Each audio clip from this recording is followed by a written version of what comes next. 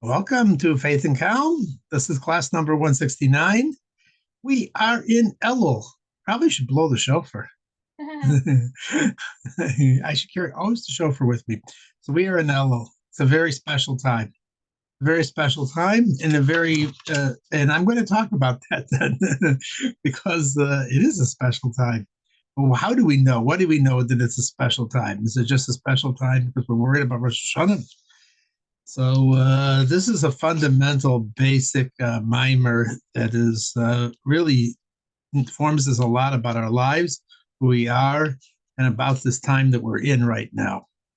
And the mimer is about Elul, and the rabbis, going back to the Avud Raham, who was a Rishon, which means he was like around the year 1100, told us that Elul is Elul, the name of the month itself hints at the spiritual energy of this month. What is the spiritual energy of the month? He says that the word Elul is made of the words Aleph, Lamed, Vav, Lamed, and that stands for in Hebrew Ani Ladodi Vadodi Li. What does Ani Vadodi Dodi Li mean? It's a song. It means something. What does it mean? It's a very romantic song. It means that I am for my beloved and my beloved is for me, which you couldn't probably come up with such a romantic idea. I mean, it's my being, I'm connected to my beloved is connected to me. We're united. We're one. So it's but how does that constitute the theme of Elul? Blowing the shofar. Many people are worried about what's going to be for Rosh Hashanah. It doesn't sound like it's a time of romance necessarily. It's a time of getting your act together, and that's the way I was always taught. A fearsome time, a scary time. But the Alter Rebbe says the theme of the feeling is supposed to be different than Elul. What is the Elul? What does Elul mean then? Does Ani Ladodi Vadodi Li mean? So it's a time where, you can break it up into two parts.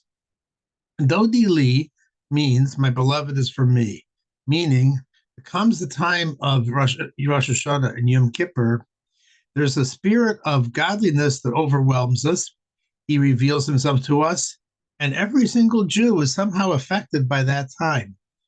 Jews who are not religious also feel some sort of arousal. They have to do something. They have to go to Rosh Hashanah, Yom Kippur services.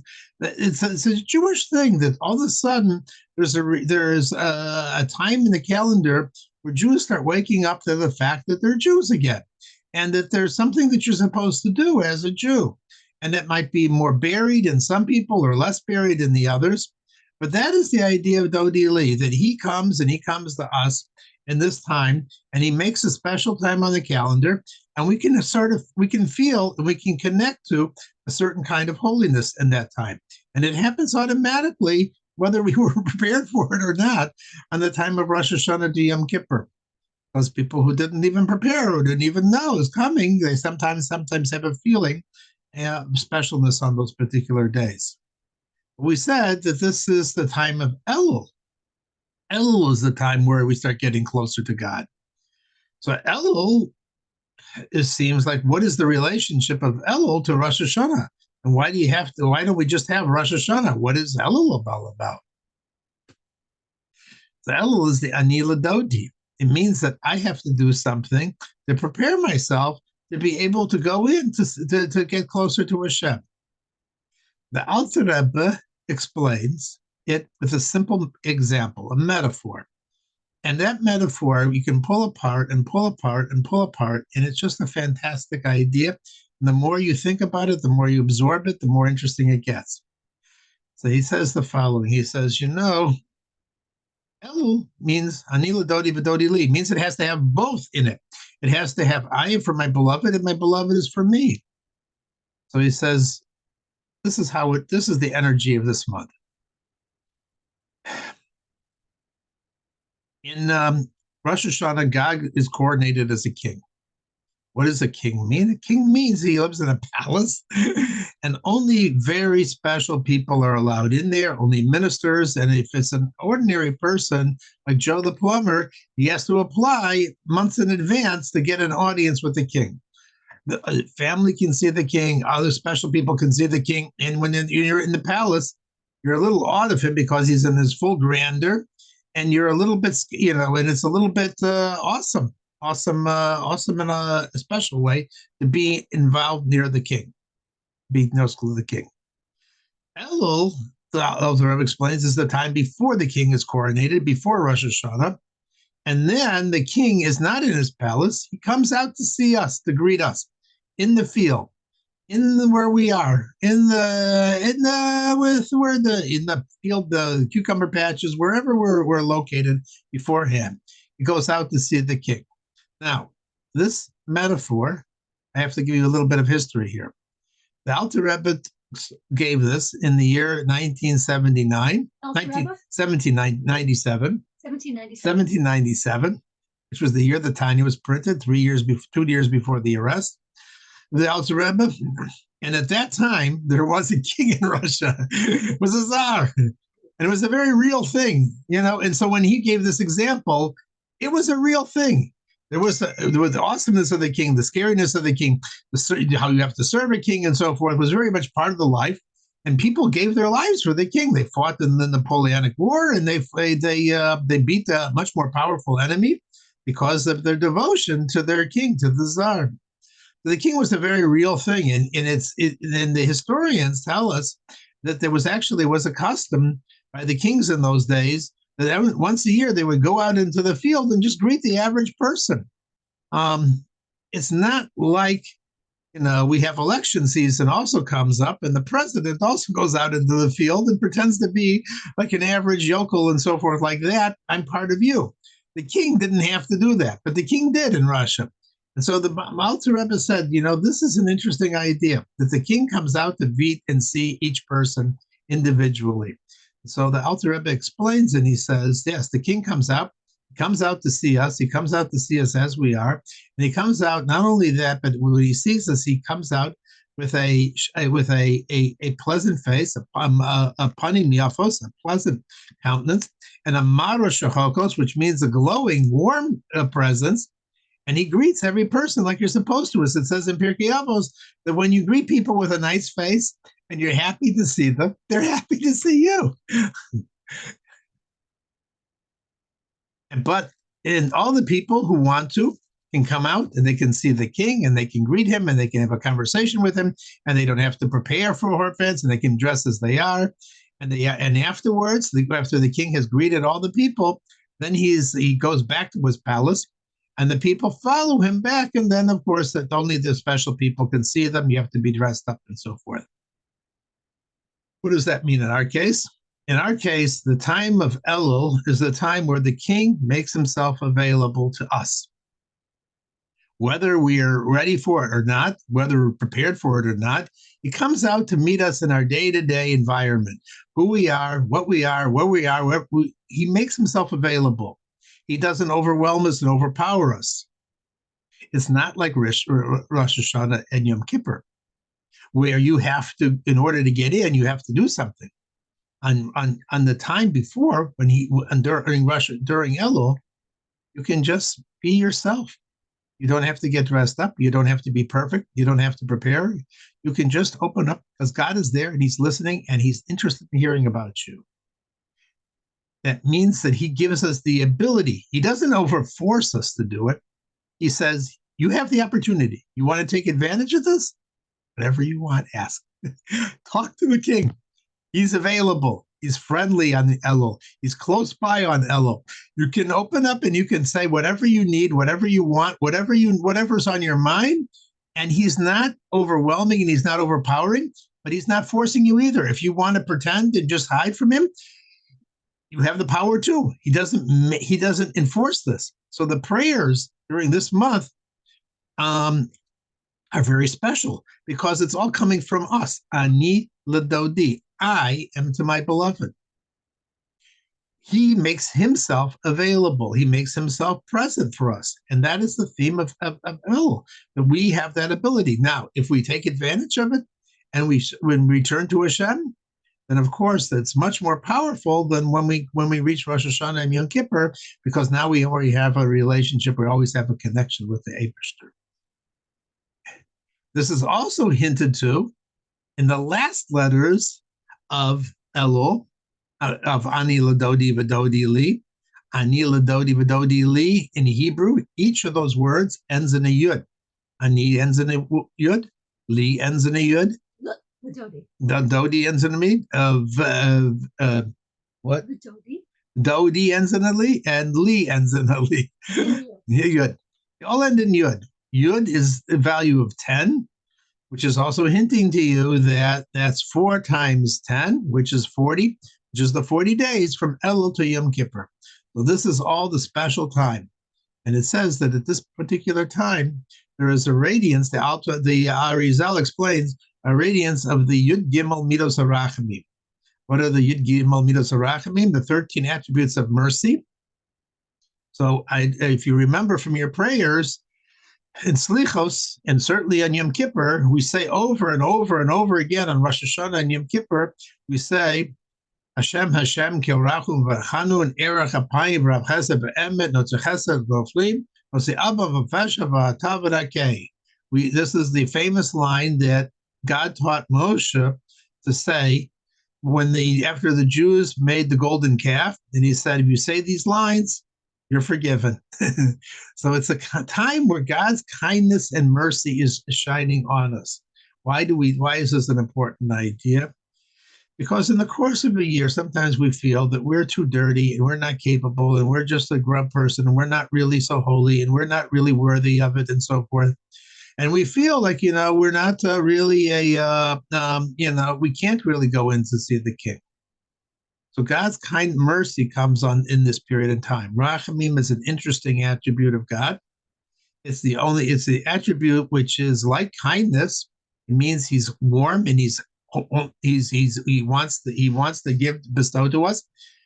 But mercy is also a combination of kindness and of judgment, but in an interesting way.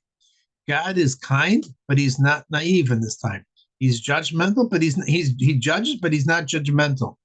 It's a kindness that's of a reality that comes of mercy that comes down. It says, I know who you are. I know your problems. And you know what? I can have mercy on you. I understand that you're not perfect. And so God is coming and he's shining his energy of mercy on us at this time. And we can respond back to him. And when we respond back to him, it changes the situation. This answers another interesting question, because usually a day where we say these lines, like Yom Kippur, is a holy day. Elul doesn't seem like it's holy. It's just a mundane period in time. It's just it's normal weekdays, and we can get close to Hashem. And the answer is yes. It's an opportunity. It's not forced about a situation. It's the opportunity to get close, and therefore it makes it a little bit holier, because what we're doing here is we're doing everything that's coming from the Jew. And the Jew is an interesting character.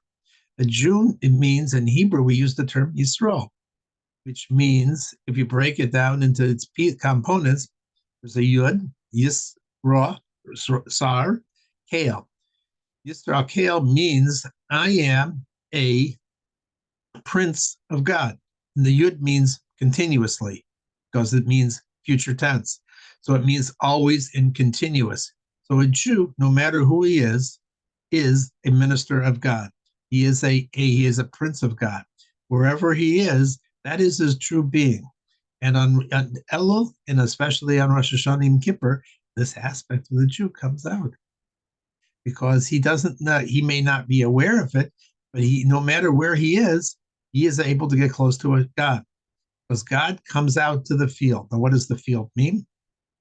So a city is an inhabited place. It's a place which is already refined.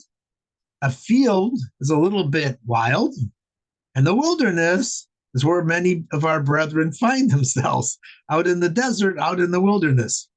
God comes out into the field, in order to tell the Jew who's out in the wilderness, who thinks he has no connection, you are my minister. And I am willing to forgive everything that's happened to you in the past. Just come back to the palace with me. So that's what God is doing on Rosh Hashanah and Yom Kippur. He's saying, come back. Come back, Jew. I know I put you in difficult situations. I know you got distracted by what you were doing in the course of your year. I know that I have mercy on you. I have kindness on you. I know because it was a big challenge. And you know what? I know that you have in you the ability to turn your life around and to be able to get closer to me. And that is what God is doing during this month. He's bestowing his love and he's bestowing his kindness and he's listening and he cares and he wants the Jew that's the furthest away. Because it says in the metaphor, God goes out and greets every single person in the field with a shining face and a warm face. And that means it's everyone. The Jew that thinks doesn't care about God, the Jew that wants to run away from God, the Jew who's just sometimes is and sometimes isn't. God is available for us in this month. And he's saying, listen, all I want you to do is just remember we're in a relationship and just remember that I care about you and just remember I want to take care of you and I will take care of you. And all you have to do is be awake and aware of what's going on in the energy. That is the theme of Elul. That is the theme of this month. That is the theme of what we're able to accomplish in this month. And that is why Sephardim say Slichos the entire month, and they're screaming Hashem, Hashem, Gil Rachum B'Chanun every single morning before dawn. And we are blowing the shofar because we want to also arouse those sleeping people to reawake and to reconnect to God. And I want to wish everybody who is listening to me out there in YouTube Lab or Zoom land or wherever land you are, no matter how far away you think you are, you can always come back home, as the song goes. As my wife has told me this year, it's a great thing. Which is every time you say that to somebody, you're actually doing what?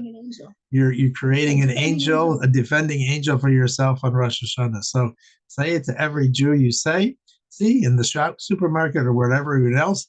Arouse the other Jews, make them aware of who they are, make them aware about Elul and Rosh Hashanah. They'll thank you because, of course, what every Jew wants to be is reconnect to the source of life.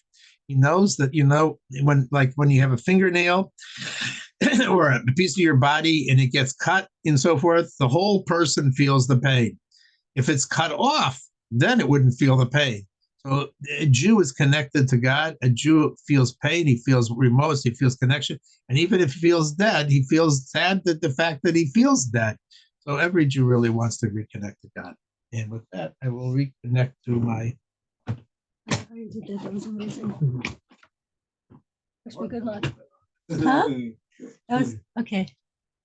Okay, so hello to everybody, and I'm going to begin with it. I have I think my favorite miracle story of all time, but I'm going to begin by saying the four things that I always say, which is that number one, we're living in an amazing time. The Lubavitch Rebbe told us that we are living in the unfolding of the redemption. The Lubavitch Rebbe has credibility like nobody else I know. Second, our neshamas, each one of our neshamas was handpicked to be in this time. Number three, we were given all the tools we need to navigate this time. We were given the Torah, which is our guidebook, and the Rebbe's sichas of 1991, 1992, which are a specific guidebook for this exact time we're in. And finally, what we're doing tonight, learning about Mashiach is the quickest way to speed up the process. That's what the Rebbe told us. Okay, so I'm going to tell you a miracle story or two, and then I'm going to end with a little bit. What's the significance of it? I'm just going to close this door here.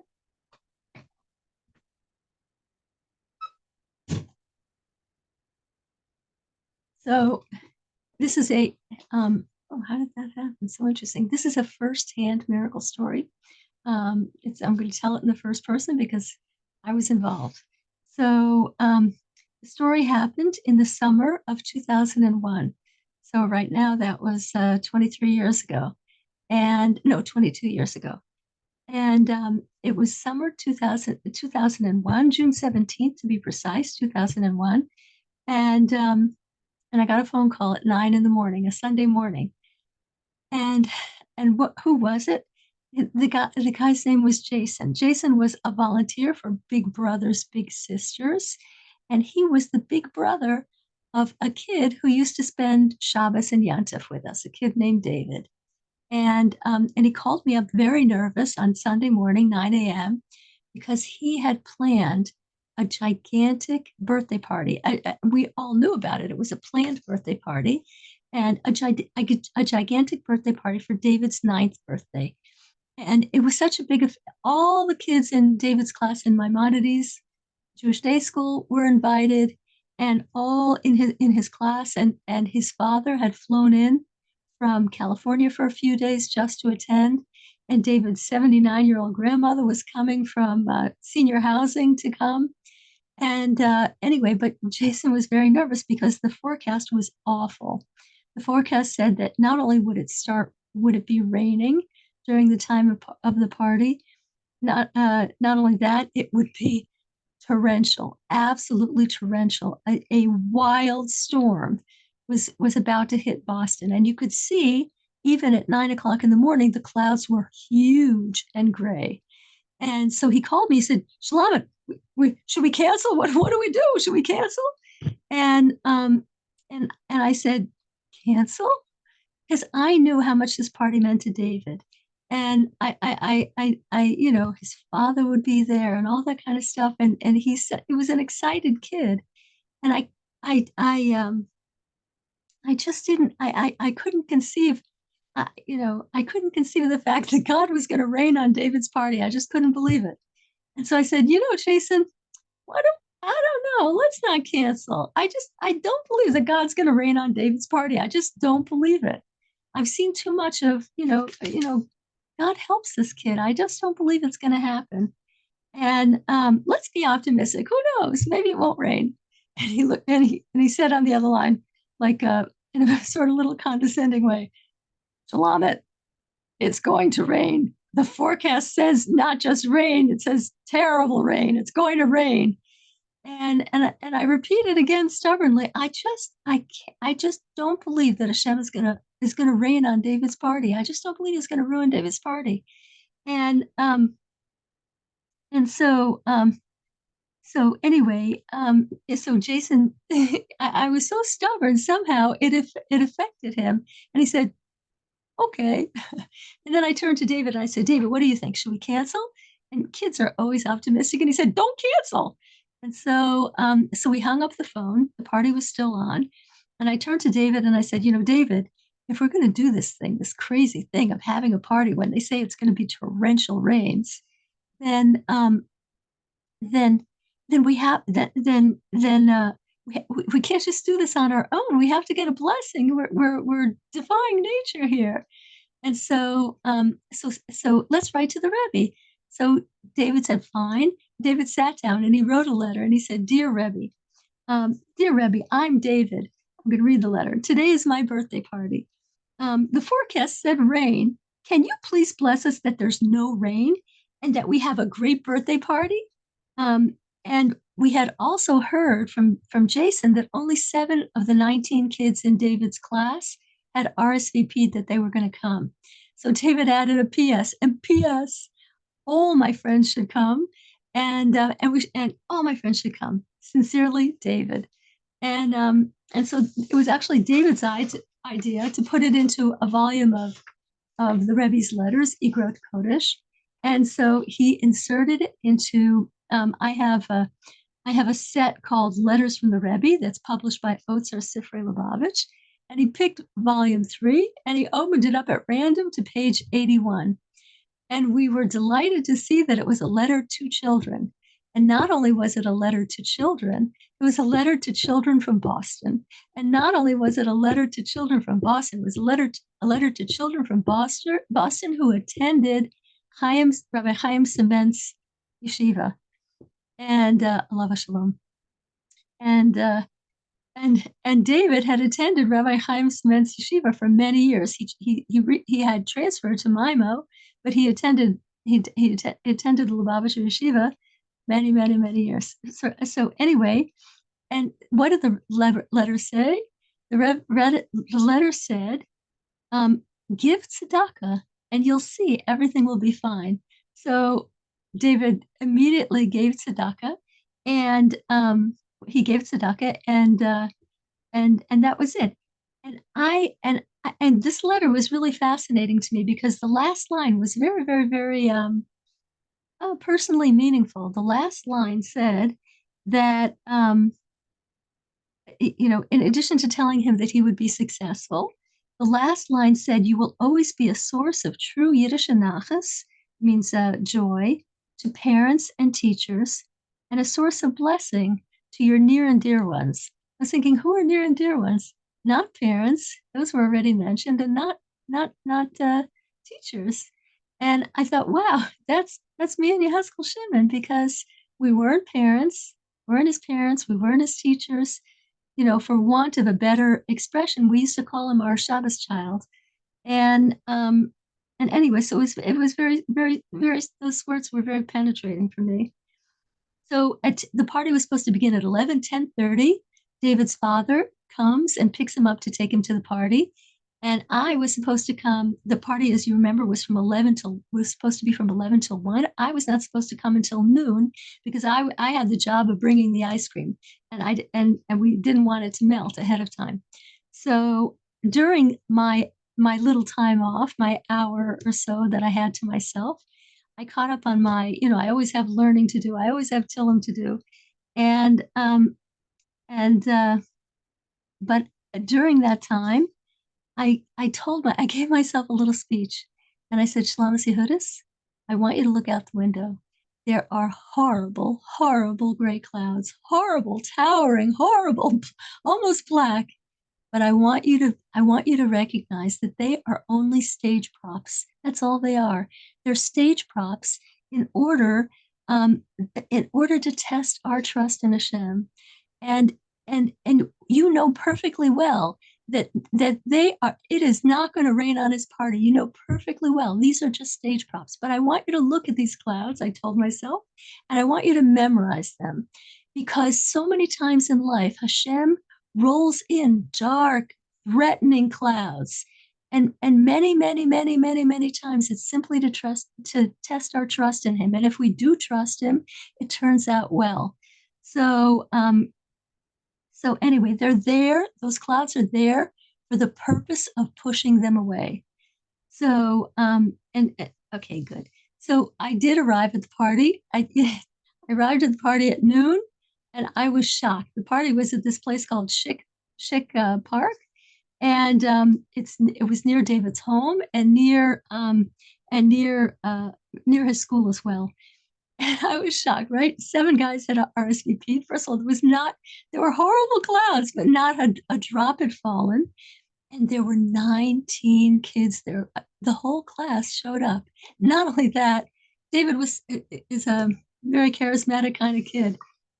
And he had, in addition to 19 kids, he had 16 adults who came because they consider him either they're a relative or most of them were friends. They just considered themselves friends of David's. So by 12:30, the pizza was devoured, the ice cream was devoured, the cake was devoured. It was a magnificent party. But to me, one of the most meaningful things in the party was that David had 2 glorious knock the skins off the ball home runs at his baseball birthday party. And like a kid simply couldn't have had a better day. It was just an amazing thing. So anyway, at 1:00 exactly, you remember the party was supposed to be from 11 till 1. At 1:00, the parents started pulling up, and exactly at 1:00 on the dot, the first little drops started to fall. And I was like, whoa, this timing is amazing. But I still was worried because I had to bring his 79-year-old grandmother back to senior housing, and I was wearing my best shaitel. And shaitels and rain are not good friends. And so I got his I got his grandmother back to senior housing without a drop falling on her. And I myself got in my good shaitel, got home. Back then I was living on 614 Road. I got home, and as soon as I closed the door, literally as soon as I closed the door, the heavens opened up, and it was the most torrential downpour I had. At that point, I had been living in Boston for 7 years. It was the most torrential downpour I ever heard in Boston or anywhere in my life. It was amazing. I ran up the steps to, I had a stair, after you come in the front door, I had a stairway. I ran up the steps. I ran to the phone. I called David's mother and I said, Ina, listen to that rain. That's the closest you and I may ever come to hearing God's love. We can hear God's love and the Rebbe's blessing. It's an amazing, amazing thing. And I filled her in on the whole story about how David had written that we should be able to have the party and it shouldn't rain on his party, and how he'd gotten the Rebbe's blessing, give tzedakah, and it's going to be fine. So, so anyway, it dawned on me, it's easy to see how Hashem loves somebody else, especially a kid, and especially a kid like David. But when I listened to the rain, I realized that there's a much, much, much deeper, much deeper meaning. And it's that Hashem loves each one of us, and he has our dreams in his hand, and he wants to help us, and he wants to do, and he's guarding our dreams. So, so anyway, no cloud, no matter how big, no matter how impressive, should ever make us think differently, that Hashem is not on our side. So I'm going to conclude with one more tiny little story. Same theme, same exact kid, same exact everything. 2 years later to the day, it was June 17th, now 2003. And it was David's turn at bat again. It's another baseball story. But this time he was playing in the majors division of the Brookline Youth Baseball League. And his team was like really Jewish. They were a very, very, very Jewish team. But they were horrible baseball players. They had the worst record in the whole league. They finished the season. They were horrible. They finished the season with 10 losses and 1 win. They had hands down the worst record. But in that league, the rule is that everybody makes it into the playoffs, no matter what your record was. And at the playoffs, the slate is, right before the playoffs, the slate is wiped clean and anybody can win. So I didn't attend any of the season games, but I did attend most of the playoffs, if not all of them. And during those, and I'm not a baseball fan. What did I do? I would say my Tillim, and I also said I wanted to bring blessing to those kids. And I said, the Rebbe told us that that Mashiach is here. The Rebbe hinted to us that he is Mashiach, and so and the Rebbe applauded when not applauded. The Rebbe appreciated when we said to the Rebbe, "Long live the Rebbe, our Mashiach." So that's what I would say. I would say Yechi, and the most amazing thing happened. To everybody's amazement, David's team, the Cubbies, the worst team in the whole league, won game after game after game after game after game after game until they actually made it into the World Series. Before the World Series, it was a one game thing, the World Series. Their coach just was laughing and laughing right before the game began. And he said, listen, you guys, just enjoy this. It's a total miracle that we're here. It's a total miracle. So whatever happens, just enjoy it. So the other team that they were up against were good baseball players. And obviously I was there. And David's team was trailing the first half of the game. And whatever. I came, I started saying Tillim, and then I got to the Rebbe's Parak. I say the Rebbe's Parak every day, the Rebbe's chapter of Tillim. And I had a feeling something good would happen. And what happened? In the 70 seconds it took me to say it, David's team got three runs. And so now it was getting closer and closer. And then the other team got 2 runs, whatever. No. By the end of the ninth inning, it was a tie. They had to go into an extra inning. And in that extra inning, the other team immediately got 2 runs. And they were gloating and we got you guys. You don't even think you're going to win. And David's team was very grim. They were very grim. So, but it was in a very exciting game. And so everybody was calling their spouses, come, you got to see this game. It's so exciting. And I called Yaskol Shimon, you got to come. He had been on a business trip and he was coming in a cab home. So he went instead to the baseball field. And I was so excited. I'm not a baseball fan, but by this point, I was saying my Tillim still, but I was hopping up and down saying the Tillim. I had become an avid baseball fan. And then I saw, oh my goodness, it's our team already. It's only one. This is the extra inning. It's going to decide it.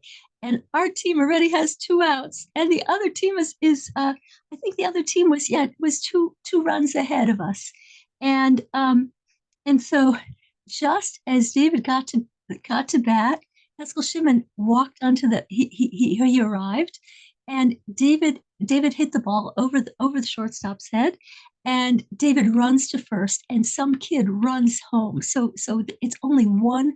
There's only a difference of 1 run, and there's only a difference of 1 run. And no, they were 1 behind by that point, and that tied the score. And then David stole second base, and everybody started roaring. And then, right 5 minutes before David's Hebrew birthday, as the sun was setting, a kid from Brookline, Isaac, hit the ball, and David ran all the way home. And he scored the winning run on his birthday. He scored the winning run for the world's worst baseball team. They won the World Series. So I figure, Hashem and the Rebbe's blessing, it can help us with anything, even baseball. So anyway, it's something that we always have to keep in mind, that Hashem nurtures. Hashem is with us in everything that we go through, even things that don't even seem very significant, like a baseball game. And in last week's parsha, we know that the Rebbe not only the Rebbe, how many times have I gotten the Rebbe's blessing, and how many times have members of this group gotten the Rebbe's blessing? So many blessings, so many miracles. There are many people who listen to this class that have gotten many miracles by writing into the Rebbe. And the Rebbe told us that these miracles are not for naught. These miracles are not for naught. They are when the Rebbe tells somebody something is going to work out, and it works out, it's not just a blessing, it's a kind of prophecy. And the Rebbe told us as a prophecy that Mashiach is here. Mashiach is here, and it's our job to tell the whole world. And he said, if you're not ready for it, the Rebbe said, look at, whatever. The Rebbe gave many proofs. And the Rebbe said, if a person is not comfortable with this information, why should your family suffer? You should still get your family ready and your associates ready. So anyway, we have our marching orders, and I have to tell you that when I read this story, okay, I wrote the story, right? I wrote it up for a Jewish magazine. But when I read the story 3 times, and I sobbed 3 times when I read the story today, preparing for this class, because it's so beautiful. Hashem helps us in everything, the little stuff, the big stuff. He just wants us to believe in him. And when we tracht good, when we expect good from Hashem, Hashem delivers. So, but we're so tough. After years of being in exile, we're so tough. And after millions of thousands of miracles from the Rebbe and thousands of kindnesses from Hashem, we have to soften our hearts and accept that what we're seeing is what we're seeing. We are in a time of miracles, and so and we have to do. It's a big blessing to do what the Rebbe said, and to tell other people that we are living in a unique time, and to open their eyes and see it. So I want to thank everybody for coming, and everybody who's going to be listening. And I'm going to wish everybody a good evening, and I'm going to turn off the recording. And if anybody has any questions,